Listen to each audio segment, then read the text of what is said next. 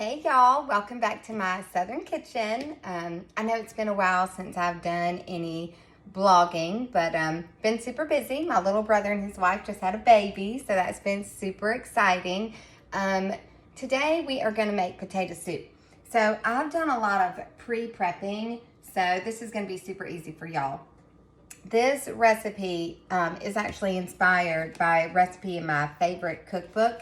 This is the Table of Grace from the Dawson Baptist Church in Alabama. All the women in the congregation got together and they made this cookbook. And this cookbook I got when I was 18, long time ago. And as you can see, the shape that this is in.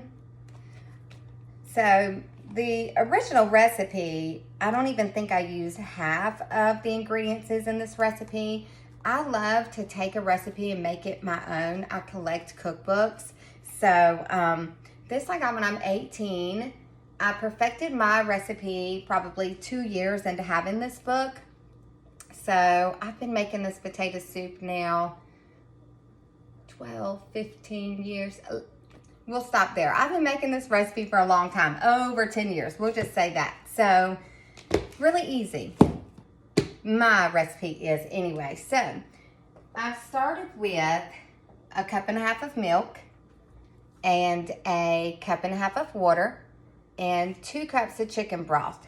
So I go ahead and I get that in my pot. So a cup and a half of milk, cup and a half of water, and 2 cups of chicken broth. I go ahead and peel my russet potatoes and give those a rough chop, about an inch. Don't dice them up, just chop them. And then, rinse them off. And then I put those in that pot. And I let those boil down and get real tender, like a little bit beyond fork tender. Is that what you say, fork tender? So I let them boil in the chicken broth, milk, and water for about 35 minutes or so. I just stir them. Ponytail's gone crazy. I just stir them every once in a while, and this is kind of the consistency that you end up with. So again, right now that's just potatoes, milk, water, chicken broth. The nice thing about going ahead and boil them down, you don't need to drain them, put them back in the pot, none of that. Just you're gonna let them cook down in your soup base, which is great. So once you get those just a little bit beyond fork tender, I have about a whole small sweet onion. I just mince that guy up. I actually use my food processor. So I kind of cheat. So once you've got your potatoes cooked way, way, way down, I'm going to go ahead and add my onion. I'm probably not going to use all of that. Maybe 3/4 of a small onion. Don't use a big giant onion. So, and I know this sounds weird because I'm going to do a little smash with my onion in. I don't know, that's just the way that I do it. So I go ahead and add my onion and then use your little potato masher for mashed potatoes, and you're going to give that a little mash. Not too much, because you do want some big bites of potato in there. You don't want it to be, it's not mashed potato soup, but I hate when I get potato soup and it's real soupy and there's these giant pieces of kind of tough potatoes in it. I do not care for that. So I'm going to mash this, and it's really more of a potato stew consistency, truthfully. So I give that a good mash, but I'm not going to pulverize it, right? I just want it, I want some bigger bites of potato in there, but not too big. And then you've got that onion kind of mashed down in there as well. I do not saute my onion before I put it in my soup. I don't want to add the oil and, all of that. So then, and y'all know I cook a little unorthodox, but I'm telling you, my recipes are just to die. So I'm going to get a can of cream of chicken. Yes, cream of chicken in the potato soup. I'm going to go ahead and dump that in there. The cream of chicken is just fabulous. And again, this is really more of a potato stew than it is a soup. And then I'm also going to do a can of cream of celery. Sometimes I end up with a can and a half of this, so I always buy 2 of them. But I don't like big chunks of celery. I know a lot of people are, you know, it takes so long for it to cook. And this soup you can have whipped up in about an hour. So you're going to go ahead and add, excuse me, 1 can of cream of celery. And we'll kind of taste this as we go and see if we need to add more. Spices, there's only 5. Isn't that fabulous? And that includes salt and pepper. So we're going to start with parsley. And as y'all know, I don't measure anything like this little tiny hand of mine. I'm going to add a small little palm of parsley. So probably a tablespoon of parsley. We're going to do the same thing with garlic powder, just regular old garlic powder. And you're going to do about a tablespoon of that as well. Basil. Can y'all believe I just grabbed an empty container of basil out? That's why I have 2 spice racks. So basil, I don't want my soup to be overpowering. Basil and oregano, sage, those kinds of spices to me are very strong. So I'll probably just add about a half a teaspoon of basil. You don't need to go too heavy on the salt and pepper. A nice little zhuzhing of salt. And same thing with your pepper. Nice little zhuzh of black pepper. And then we're going to get all of that stirred up together. And it gives it this really, really pretty yellow color, which I love. I'm a very colorful person, so I like my food to be colorful too. So you're going to get all that blended in there. And again, this potato soup, honestly, it is absolutely more of a stew. It's very thick. You have those bigger bites of potatoes. Let's see.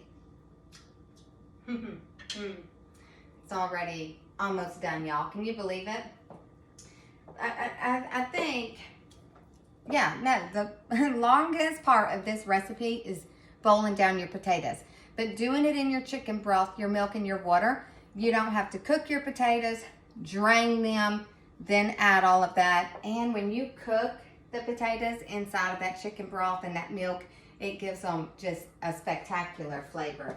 So this is the texture that you're ending up with. I'm telling you, it's like a stew. It's so fabulous. And it's already tasting so good. I mean, you'd be surprised at how quickly some of these seasonings will marry in there. And I think we're going to be good with the 1 can of cream of celery.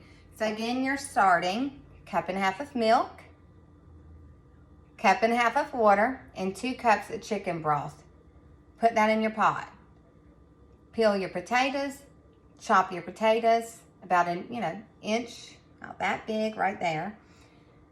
Throw them in there. But rinse them after you peel them, and then chop them. You don't want dirty potatoes. And I peel mine perfectly. I don't leave any dark spots, none of that. Throw your potatoes in there. I put them on a high heat and I let them cook for 35 minutes, right about 35 minutes. I just stir them occasionally, make sure nothing is sticking, and then I do this part. I mean, I think we're, 9 minutes in and the soup is almost done. Yes, I'm gonna use a whole stick of butter. I'm Southern, we like butter. So use a good quality butter, okay? Don't use margarine. Don't use I can't believe it's not butter, because then it really ain't butter. They shouldn't say I can't believe it's not butter. It should just say, better bet your ass it's not butter. I'm gonna put that guy in there. A lot of people do ham in their potato soup. I don't like ham. I do bacon.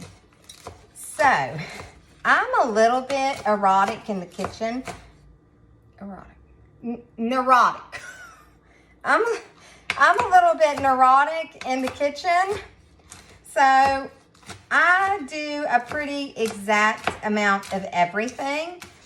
My sister introduced me to pre-cooked bacon.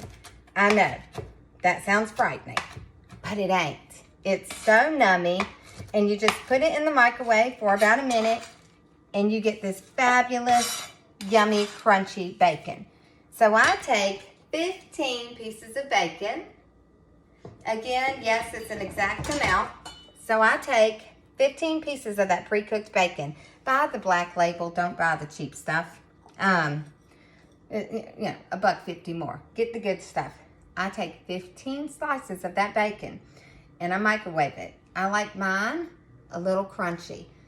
The bacon in this soup, and it's good to do it a little crunchy because your bacon is gonna soften, because we're gonna let this soup cook for about an hour or so. I mean, you can let it cook all day, just on a super, super low heat. And the longer you cook it, the more those ingredients is married together and just get super fabulous. So I'm just letting my butter slowly melt in here. Getting all my little bacon stirred in.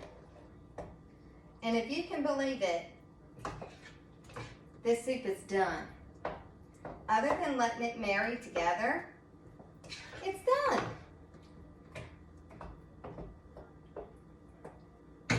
That's all there is to a really delicious homemade potato soup. So I'm gonna get a little spoon here. I'm only cooking for my family, so I can use my stirring spoon to taste, but I'll get a little one.